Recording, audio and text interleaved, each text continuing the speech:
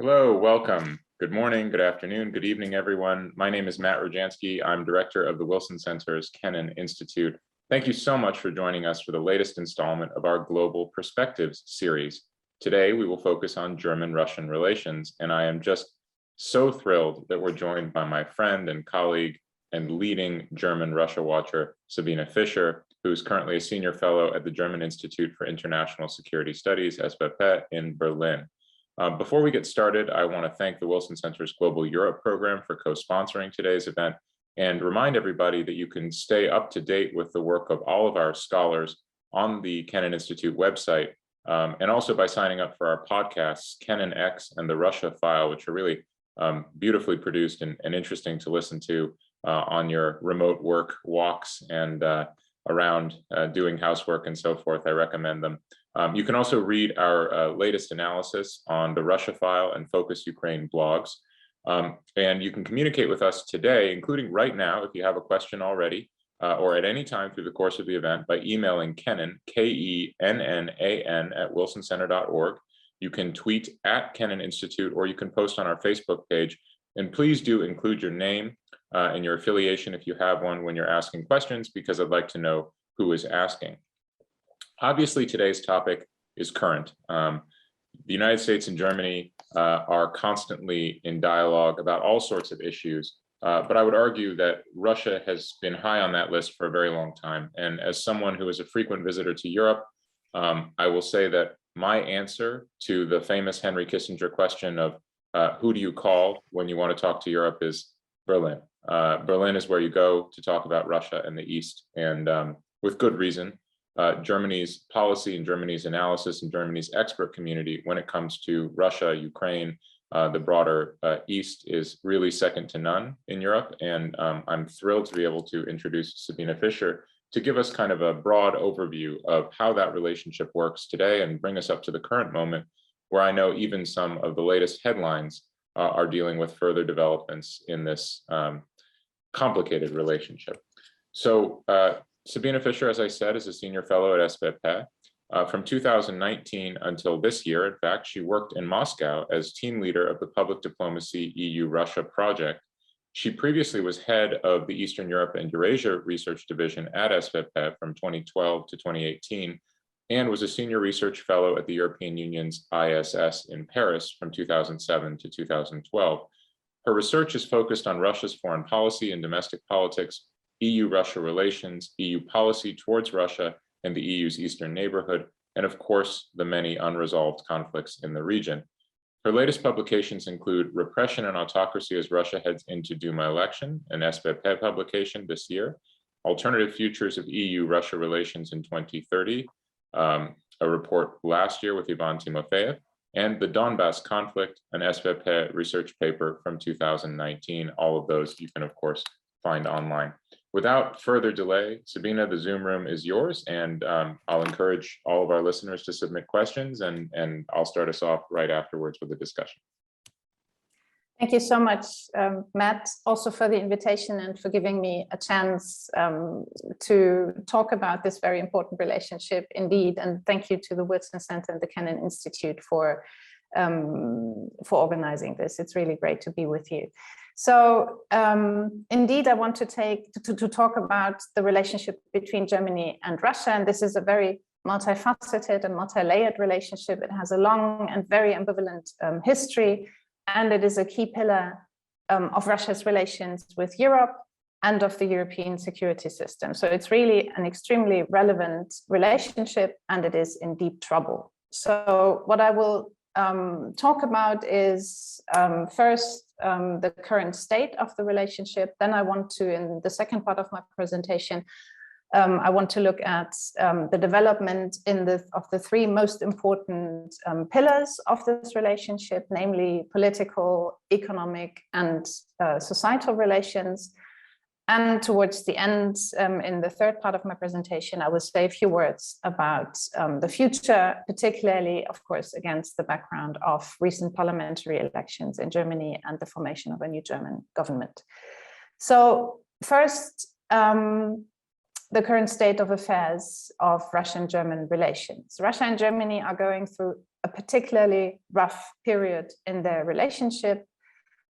We have seen a significant deterioration over the past year. This had a lot to do with the poisoning of Russian opposition politician Alexei Navalny, and the position the German government took in this regard.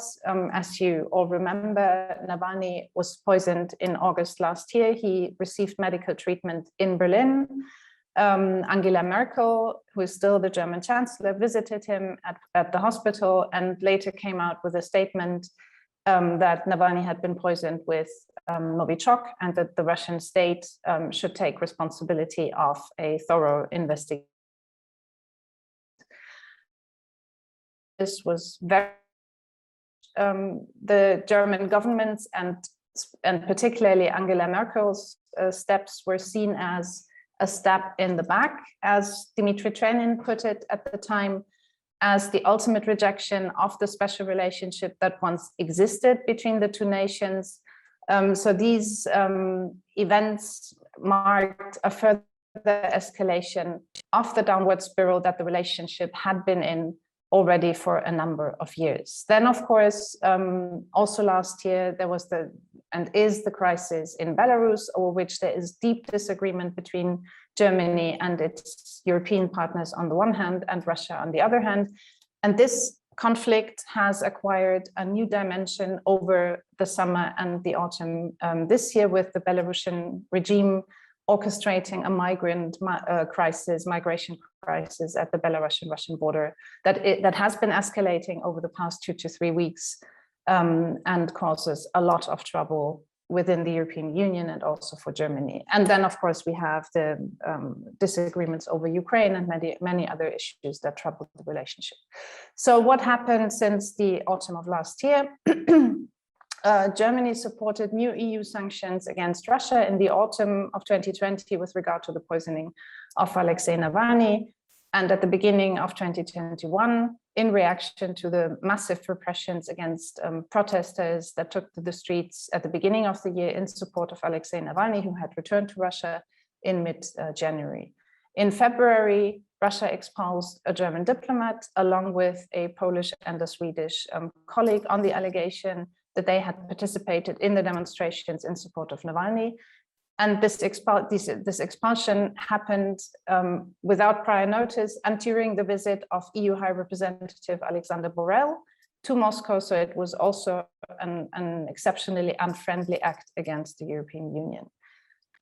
In May, the Russian Ministry of Justice declared 3 German NGOs who are heavily involved in transnational civil society cooperation between Russia and Germany undesirable. In reaction to this, the German side of the St. Petersburg dialogue, this long-standing civil society dialogue format, suspended all joint activities until further notice. And there are rumors going around in Moscow currently that the Heinrich Böll Foundation, which is one of the 6 German party foundations operating in Russia, might be declared undesirable in the near future, which would be, of course, a further escalation on this level as well. And as we know, since last week, the fate of International Memorial, which is actually the main partner of the Heinrich Böll Foundation in Russia, is hanging in the balance. So very unclear what the future will bring for them as well.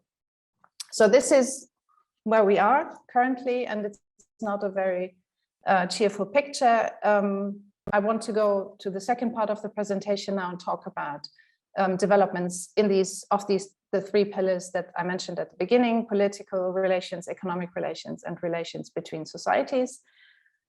And I will go back a little bit. I will go a little bit further back into history and look at developments basically since the 1990s. So for the political relationship in the 1990s, I think it was very much shaped by the historical experience of the 20th century. So there was a very strong sense of responsibility in Germany vis-a-vis Russia, emanating from the atrocities committed by Nazi Germany during the Second World War. And of course, an awareness of the Soviet Union and specifically Mikhail Gorbachev's role in bringing about the end of the German partition. So this was the motivation for Germany to act, if you like, out of gratitude as Russia's advocate in relations with the West, and to promote dialogue with Russia and integration with Russia in many areas and at many levels. In the 2000s, so at the beginning of the 2000s, this is the second period I see in the development of the political relationship between Russia and Germany. So at the beginning of the 2000s, both sides still very much focused on close and well-functioning relations, and this was corroborated, of course, by the arrival of Vladimir Putin to the Kremlin. Vladimir Putin, who knew German, who had lived in Germany in the GDR, and who had a strong affinity with Germany. But at the same time, during that decade, first cracks emerged in the relationship, and they had to do mainly with two factors, in my view. So the first factor was that German decision makers increasingly had to accommodate diverging perspectives of other EU member states with a view to Eastern Europe after the EU enlargement in 2004. So this was, if you like, the beginning of the Europeanization of Berlin's policy towards Russia, but also towards the other countries, the countries in between Russia and the new eastern borders of the European Union, which before the 2000s had received very little attention in Germany and by German policymakers. Russian foreign policy, on the other hand, and during the same periods, became at the same time more consistent and more assertive, especially with regard to the common neighborhood and with regard to the democratic revolutions in Georgia and Ukraine. These tensions, as you all know, resulted in or peaked in the Russian-Georgian War in 2008. This war clearly came as a shock for German decision makers, for the German policy community, but it did not yet fundamentally change Germany's approach towards Russia. This happened a few years later in the 2010s, and this is the third period that I would identify in the relationship. And again, there were two major events that really heavily impacted on this relationship. The first one was where the 2011 and 2012 Duma and presidential elections in Russia, and the wave of repressions that happened between those elections when the Russian state cracked down on protesters who again had taken to the street in order to protest against the rigged Duma elections, and also and particularly against the return of Vladimir Putin to the Kremlin. And this caused huge disappointment, disenchantment actually in Berlin, where policymakers had put a lot of hope on modernization in Russia. So this very much referred to the modernization discourse of Dmitry Medvedev at the time, but also on the modernization partnerships that had emerged on the bilateral level, German-Russian, but also on the EU-Russia level. So these hopes were completely dashed, and this caused a lot of disappointment in Berlin. However, the major rift happened in 2014 with Russia's aggression against Ukraine. So the annexation of Crimea in particular, and the war in the Donbass, which the German political elite had not expected. They had not expected that Russia would go that far. And the Russian political leadership did not expect that Berlin would indeed take a very hard stance on those events and become a leading proponent of sanctions within the EU. So these events really altered the relationship, and they altered it fundamentally. Since then, Germany and Russia have found themselves on different sides of the political fence on many different issues, from domestic developments in both countries to the neighborhood to international conflict and crisis.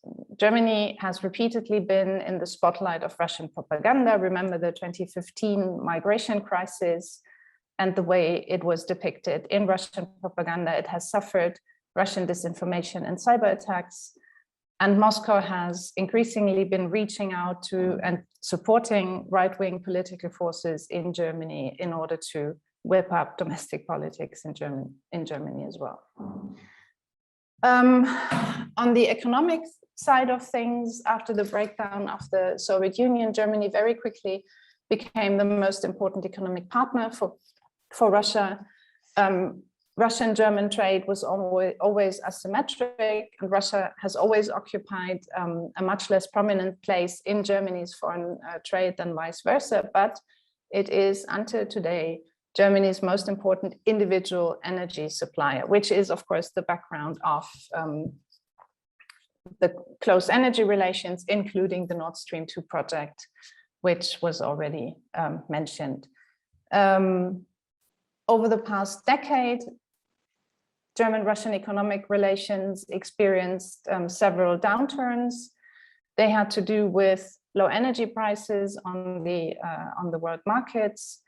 Now with the pandemic, there was also a considerable decrease of energy demand in Germany and in the EU. We'll see how the current energy crisis will play out in this respect, but also mutual sanctions, of course, since 2014, which had an impact, for instance, with a view to engagement of German companies in Russia, the persistent structural weakness of the Russian economy, which is rooted in a lack of reforms and continuing dependence on commodity exports, and of course, the poor investment climate and the legal uncertainty in Russia. Then there is the German energy transition and the European Green Deal, and the ultimate goal to decarbonize the European economy.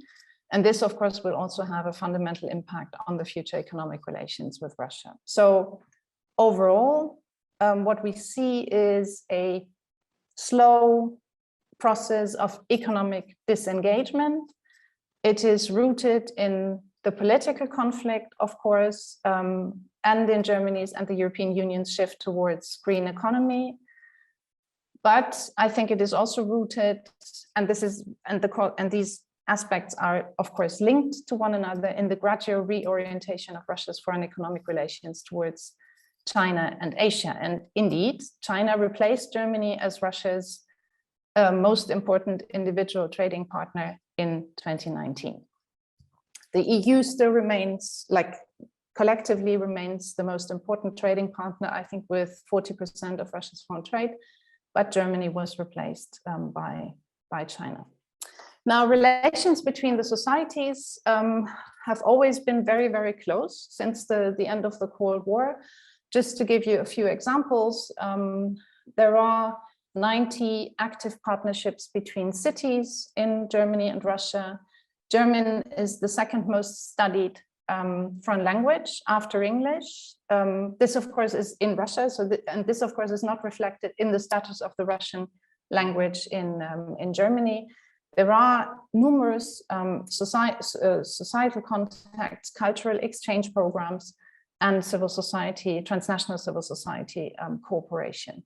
But these contacts are also becoming more difficult to sustain because the Russian state erects more and more barriers for societal contacts because it sees them as part of the political interference of Western actors with Russian domestic affairs, which are ultimately aimed at regime change in Russia. So Germany is included in this general Russian suspicion that Western actors actually aim at regime change in Russia.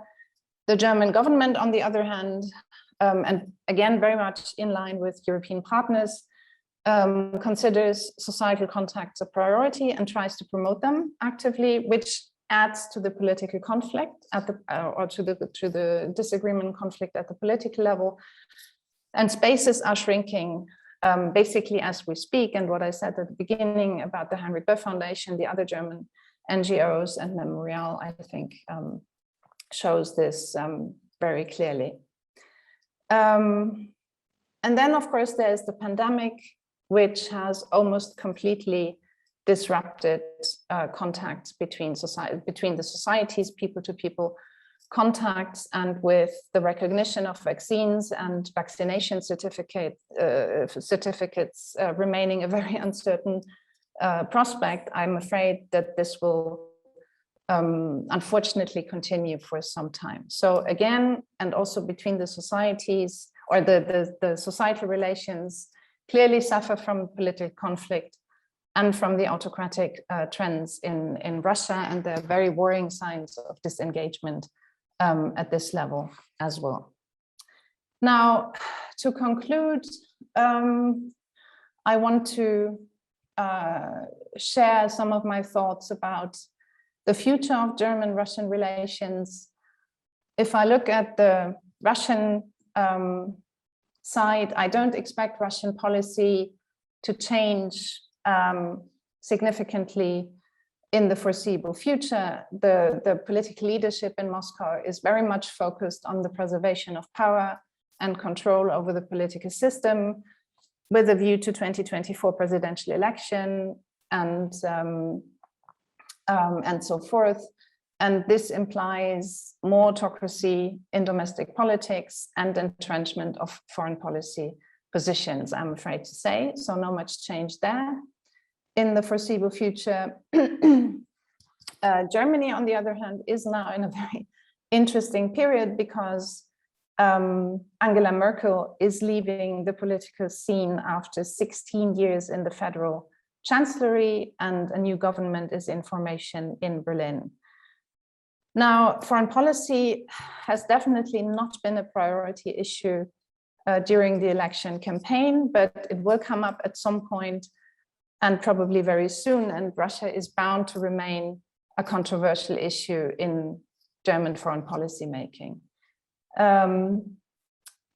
If we look at Germany's Russia policy over the past decade, I think it is fair to say that it has shifted towards acknowledging the geopolitical conflict with Russia, particularly in the common neighborhood, towards responding with various instruments, including sanctions to Russian violations of international law and human rights, and towards closing ranks with European and Western allies against those transgressions. But at the same time, Berlin has remained reluctant with regard to more German engagement in European and transatlantic security and defense. And Merkel's policy has always tried to compartmentalize political and economic relations, not only with Russia, but also, for instance, with China. Public opinion has shifted a little bit towards a more critical stance with regard to Russia, but it remains very ambivalent and, again, very multifaceted. The parties that are in the process of forming the government now have diverging views on Russia. So the Social Democrats, on the one hand, refer to traditional social democratic Ostpolitik and often take a softer stance vis-a-vis Russia. The Greens and the Free Democrats, on the other hand, are much more critical, with hard positions on Ukraine, Nord Stream 2, human rights, etc. So a lot will depend on who will take the Federal Foreign Office. We don't know that yet.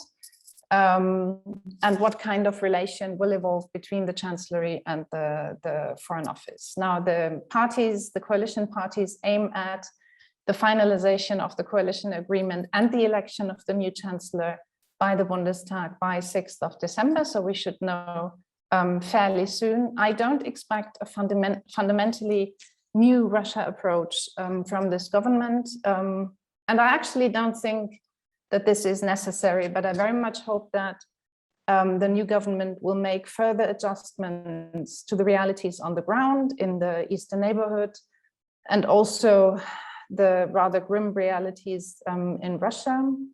And I also hope that there will be more strategic thinking about European security, and also the triangle between China, Russia, and the transatlantic partners. So I stop here, and I very much look forward to the discussion. Thank you.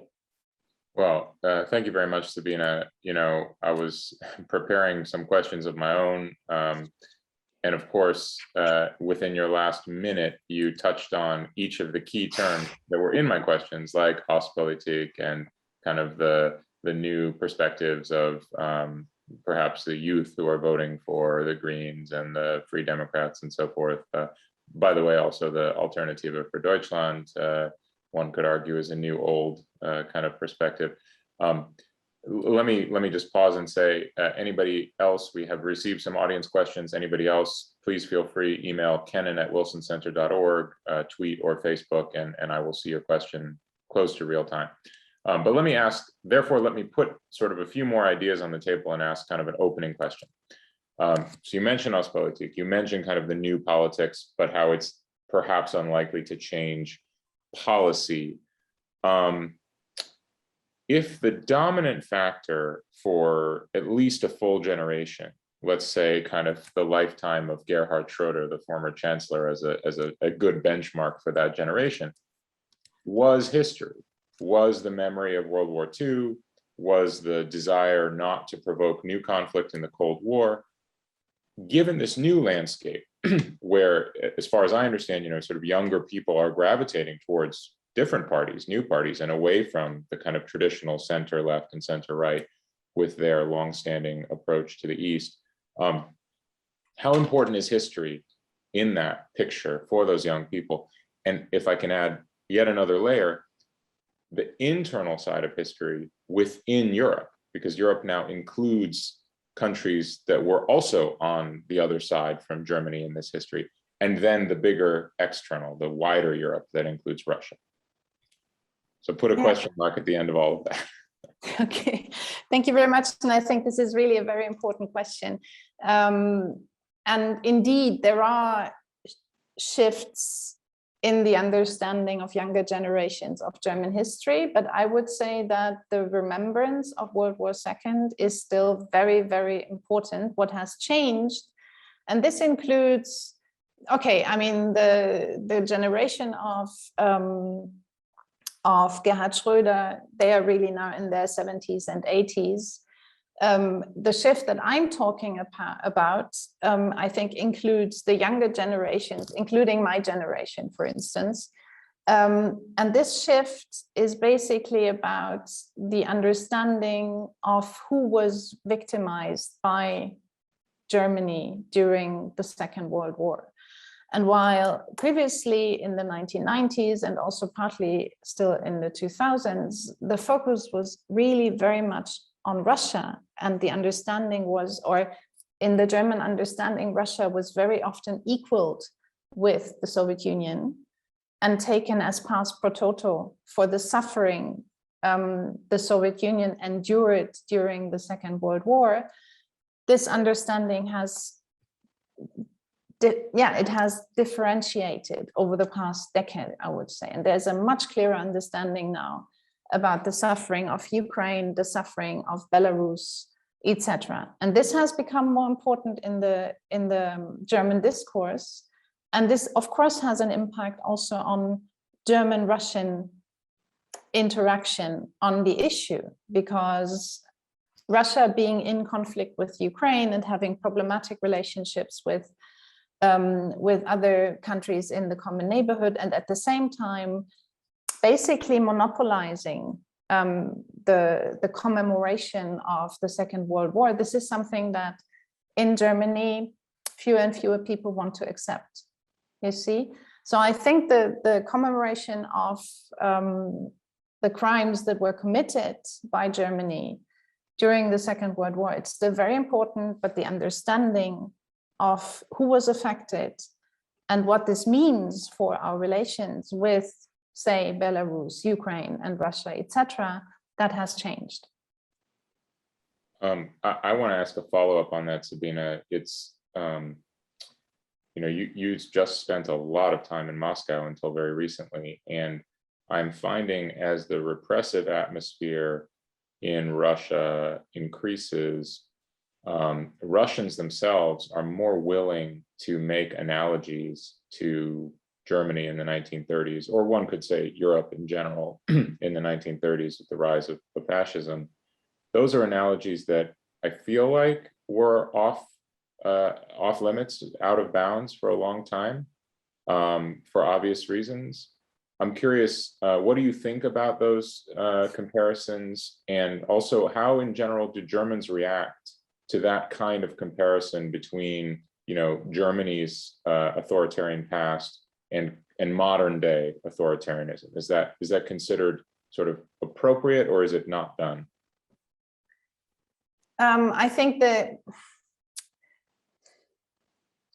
it is treated more cautiously in the German discourse. I mean, the history of the Weimar Republic was very specific, but of course there are analogies between the Weimar Republic and its tumbling into totalitarianism actually in the 1930s, and the situation in Russia. I don't know. I mean, with the people I interacted with, I didn't see that this was a very strong motive in their discourse. I mean, they of course talked about the increasing authoritarian pressure on civil society, the changes in the political system. But from my, I mean, I still see a difference between what we have in Russia today in terms of autocracy and totalitarianism, for instance. I don't see Russia as a totalitarian system, and most people at the civil society level that I interacted with during those 2 years that I spent there and actually worked on contact specifically with civil society actors, I think most of these people would actually agree with me on this. Yeah, and by the way, if I may add one aspect which I found very interesting, because I mean, I see a very close link between these accelerating authoritarian trends in Russia and Belarus. And of course, Belarus in its current situation is 2 to 3 steps ahead of Russia. And when the mass demonstrations happened in Russia at the beginning of this year, I heard many people, and really not only like extremely liberal, very critical people, but mainstream people, ordinary people in Russia say that they were really afraid that Russia could go down the Belarusian path. So that concern was definitely there.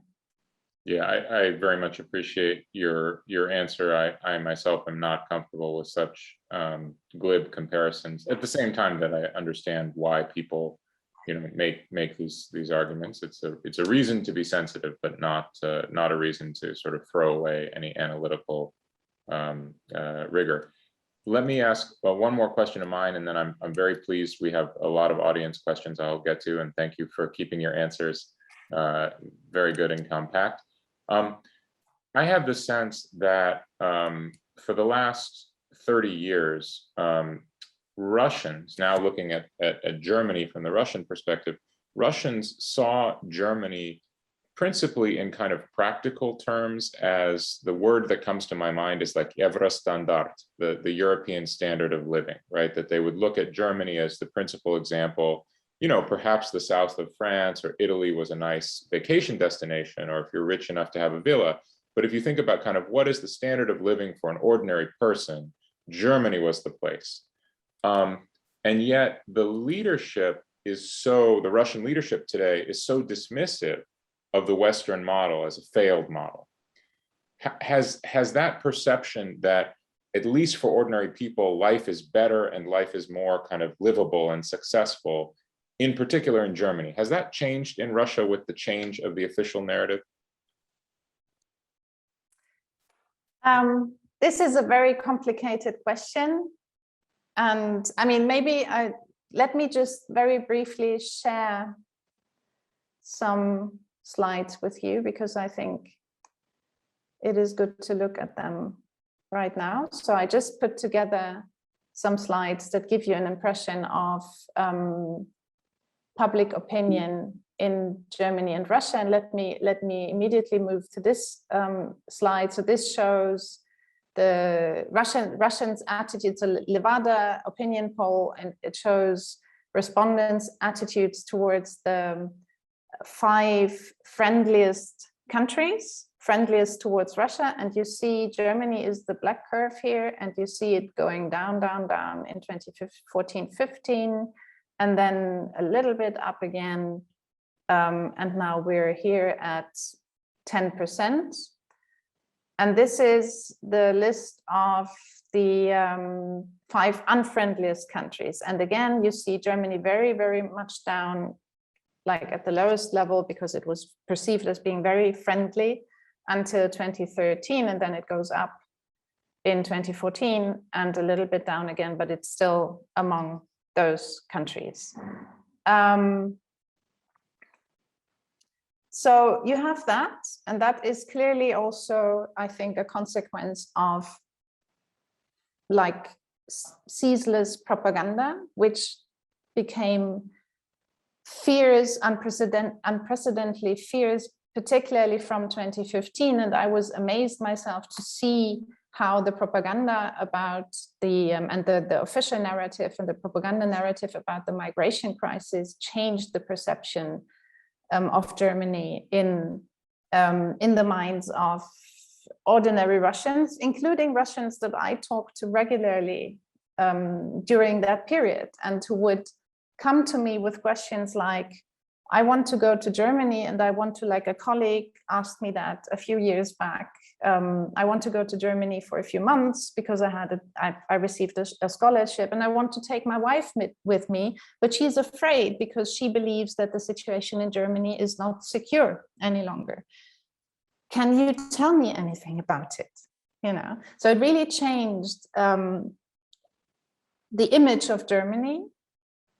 And with the overwhelming presence of, for instance, last year of the narrative about the Soviet victory in the Great Patriotic War, etc., German fascism, of course, was a very important motive. And again, you know, you get, and I think the graph really reflected how this impacts on the overall image of Germany in the minds of ordinary Russians. But then at the same time, when you enter into conversations, people reveal very much the old understandings of living standards in Germany, for instance. Yeah, and you can find very positive images about Germany in people who told you 5 minutes before that the West is basically is attacking Russia and isolating Russia and trying to bring Russia down on its knees. So it's an extremely ambivalent picture, but I think there's still a lot of potential for Germany, for the European Union to engage with Russian society. So I think the important thing is not to forget that the propaganda does not completely penetrate everything. Niches where you have positive images and where it's possible to engage. Thank you, Sabine. I could go on with a lot of follow-up questions, but I've actually been very selfish. We have 25 minutes or a little less remaining and a lot of great audience questions. So I'm going to get as many of them in here as I can, and we'll just try to be kind of efficient in answering. Let me start with a question from former Ambassador Ken Yalowitz. He, as you may know, served in Belarus and Georgia, as well as, of course, in Moscow.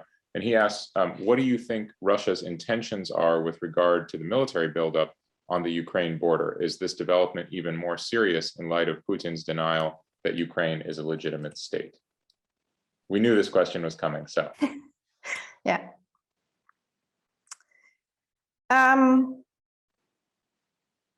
Okay, I think there are 2 aspects to this. On the one hand, I think this is very much part of the dynamic in the Donbas conflict, the Donbas war, and the Russian-Ukrainian conflict. So, I mean, I just spent 3 weeks in Moscow, talked to a lot of people, including on the conflict with Ukraine, and there is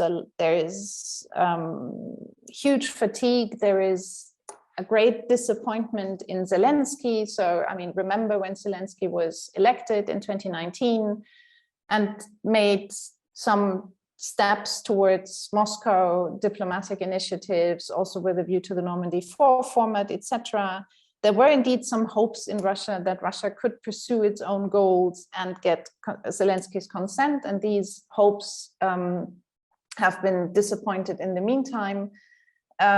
So I think the Russian side is really playing with this and is trying to increase pressure on Zelensky. So I think this is very much really talking to Zelensky, to Kiev in the conflict, and at the same time taking a huge risk of escalation. And this is actually my concern, that these steps happen without really, because at the same time, if you look at the domestic situation in Russia, and also again, when you talk to foreign policy experts,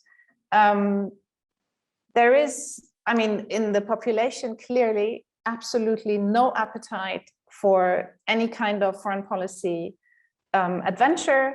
There is a very broad consensus that the Crimea effect that happened in 2014-15 is not repeatable. And from that, you would conclude that there is actually not a lot of appetite for escalation. But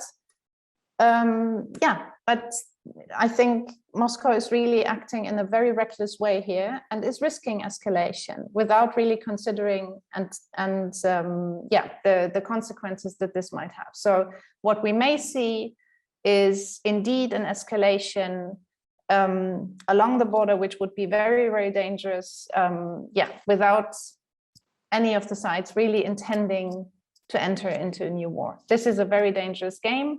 And I think another aspect of this is that the fact that Russia, between 2019 and today, handed out several hundred of thousand passports to the residents of the Donbas, of the disputed Donbas territories.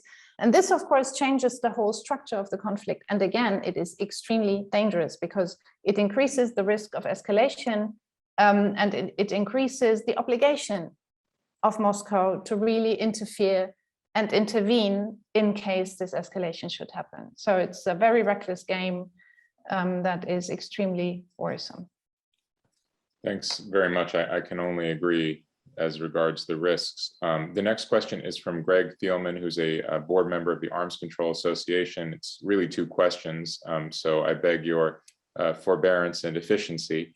He asks, they're both important. What is the likely status of Nord Stream 2 as German-Russian tensions increase? And what is the likely policy of the new German government with regard to maintaining US nuclear bombs in Germany?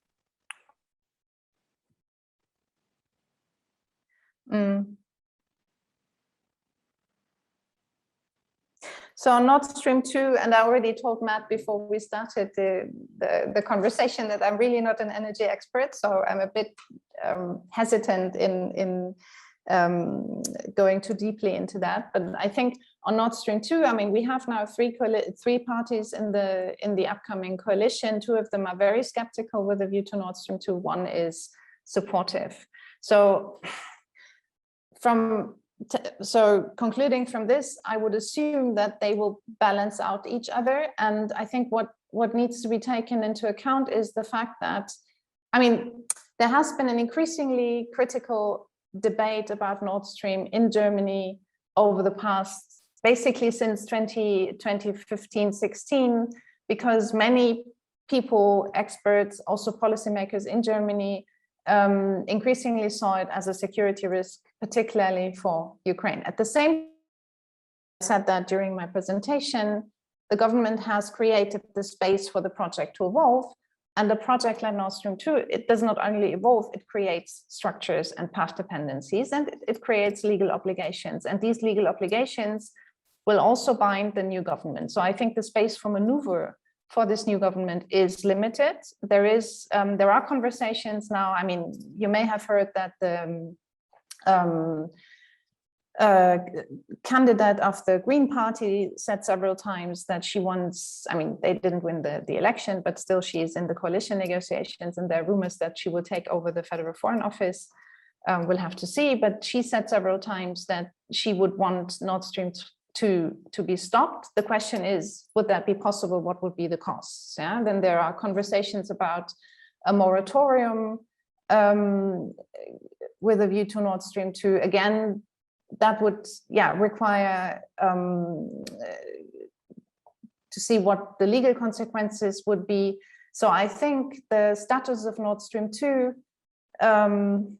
will very much depend on the future development of Russian-German relations and also on Russian behavior. So to what extent will this new German government be willing to use Nord Stream 2 for gas imports, and will there be restrictions because of Russian transgressions, for instance, in Ukraine or Belarus or other parts of the common neighborhood. So this is a conversation that I can imagine for the future. I don't see the new government stopping Nord Stream 2 as part of their political program, because I think it would be legally impossible. On German nuclear, on American nuclear bombs in Germany, again, different positions in the government, but I think it is very important to note that, for instance, the Green Party, who take a very critical view of Russia and also argue in favor, for instance, of a stronger German role in terms of security, parts of the electorate come from the peace movement in Germany. So they are very, very critical also of nuclear weapons, etc. Still, I don't think that the new German government will change anything about the deployment of nuclear weapons in Germany, including because all three parties are very much interested in strong transatlantic relations. And I think they are really prepared and interested to do whatever they can to repair also the damage that transatlantic relations suffered over the past year. So I don't foresee fundamental changes yet. And I'm happy about this. Yeah, that is a perfect segue actually to two questions that I want to just combine here. Really excellent questions from our colleague Chris Bort, who I think is fortunate not to have direct responsibility for a brief time for this problem. He asks how you would rate the Biden administration's approach to Germany's relationship with Russia so far, and how should the US be approaching the German-Russian relationship? And then another colleague you probably know, Stephen Sabo, asks, what is the impact of American unreliability on Germany's options vis-a-vis Russia? And I'm going to assume that he means sort of political unreliability, the changing political winds in Washington. Matt, could you repeat the first question? How would I rate the Biden administration's approach to Germany's relations with Russia? Yeah? That's exactly okay. right. Okay, thank you very much. Sorry for my commentary, maybe. No, it's fine.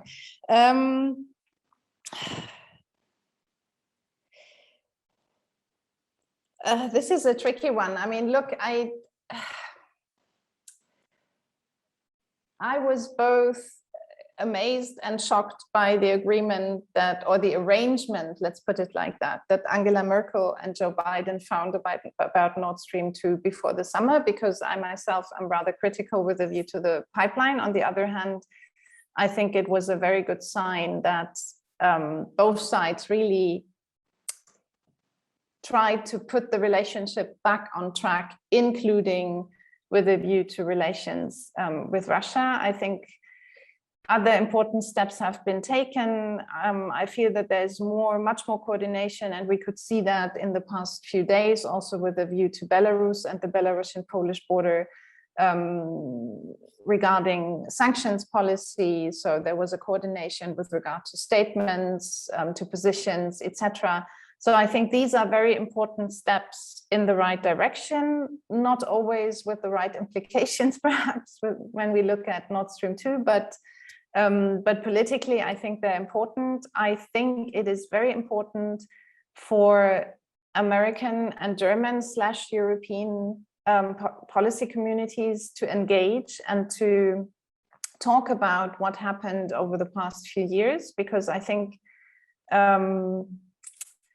there are misperceptions, there are misunderstandings also about relations with Russia, with the other countries in the region. And I think if we want the transatlantic relationship to work better on those issues, then we have to come back to dialogue and really have a very honest and open exchange. And that brings me to Steve's question, because indeed, I think this is it's really a problem. And I mean, maybe I show you another graph that I prepared, because again, I think it's really important.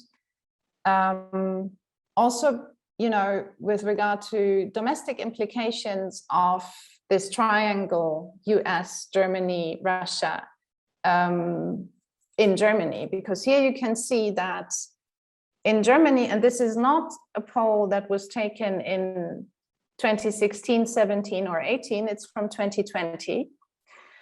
And you can see that in Germany, 31% of the respondents trust Putin more than they trust or trusted Donald Trump.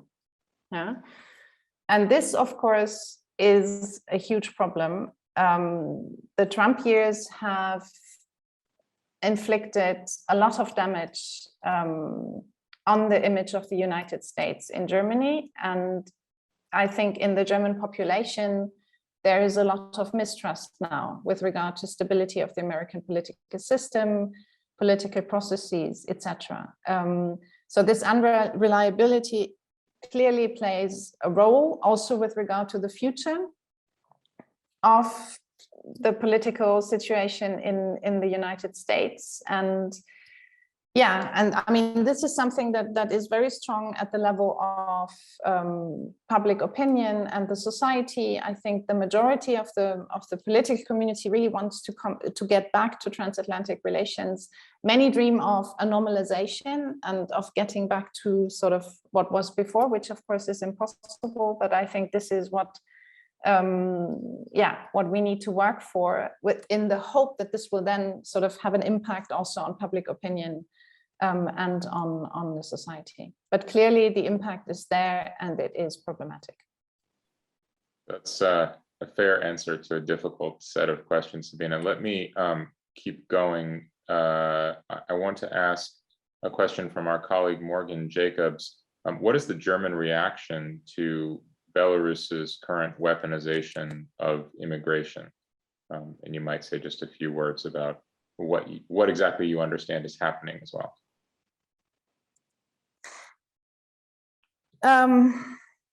Yeah, well, I mean, the reaction, of course, is negative, and there's a lot of outrage in Germany about this. And I think that, I mean, German government, German parties, with the exception, of course, of the alternative, the right wing and the left party. But the German policy community has been very clear with regard to everything that happened in Belarus since August last year. The Belarusian, the leader of the Belarusian democracy movement, Svetlana Tikhanovskaya, was in Berlin last week, and she met everybody. She was invited to the Bundestag. She met Olaf Scholz, who will very likely take the chancellery at the beginning of December. She met all the leaders of the factions. She met the federal president.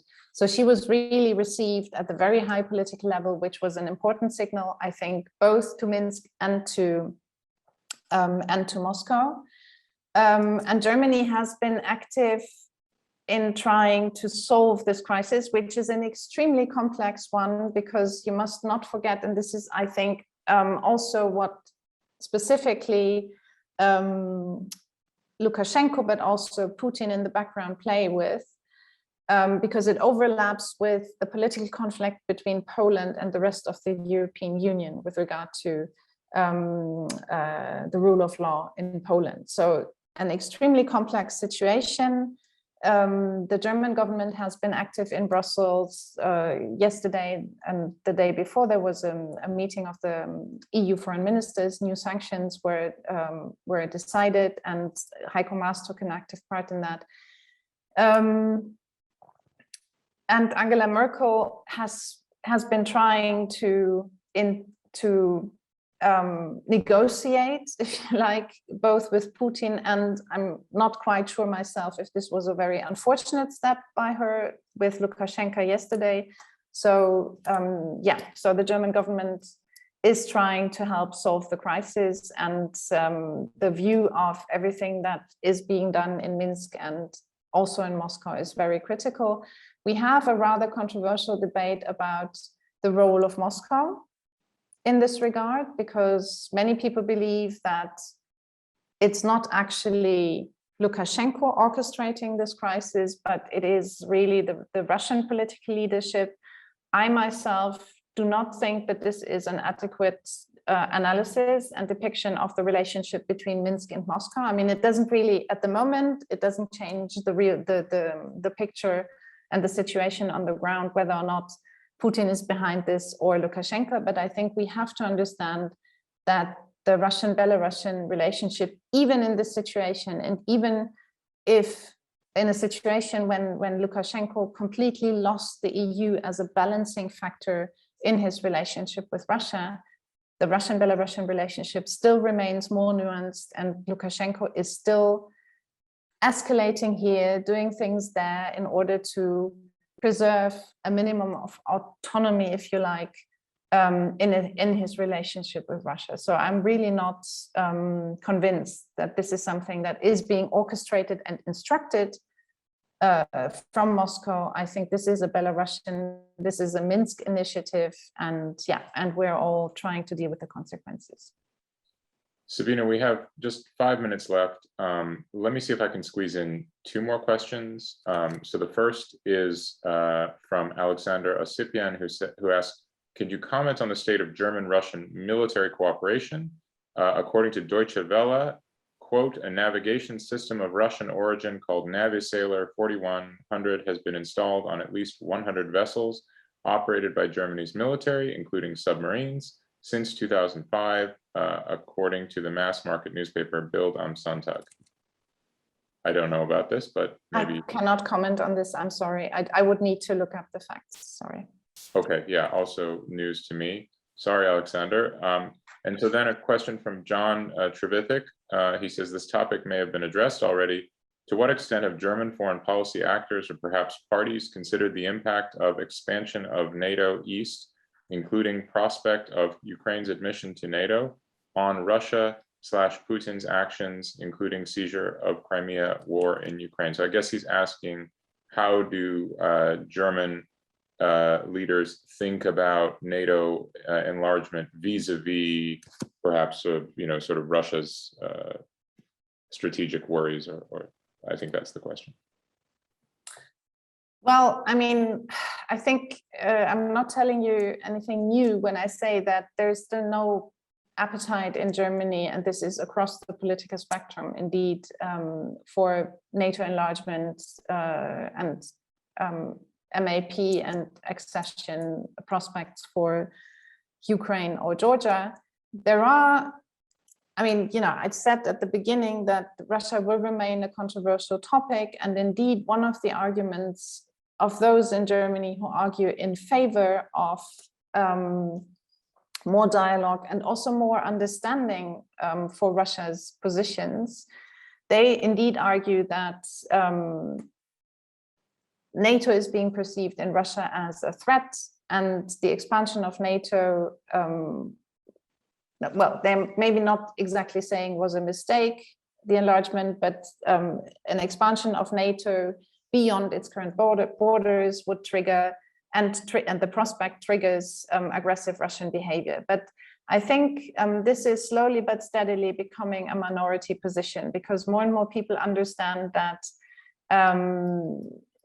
the foreign policy behavior, the Russian foreign policy behavior, is very much generated from the inside. It has a lot to do with the development of the Russian political system, so the autocratization of the political system, and it also has a lot to do with Russia's inability to properly, adequately understand processes in its neighboring countries. So the misreading, the constant misreading, for instance, of democracy movements in neighboring countries and the aggressive reactions to it, that is something that I think is increasingly understood also in Berlin and in the German policy community, and weakens this argument that is very closely related to NATO enlargement.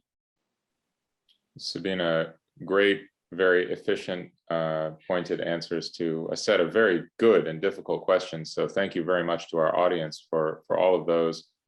Thank you, of course, to you, Sabina. I found the public opinion polling statistics that you shared really very interesting. I wonder if we can share those as a link from the event page. Perhaps we can figure that out later. But again, such a pleasure to host you. I hope that we can do this in person sometime soon. That would be so lovely. Yes, Yes. and thank you again, everyone. We'll see you next time. Bye-bye. Thank you so much, Matt, for everything.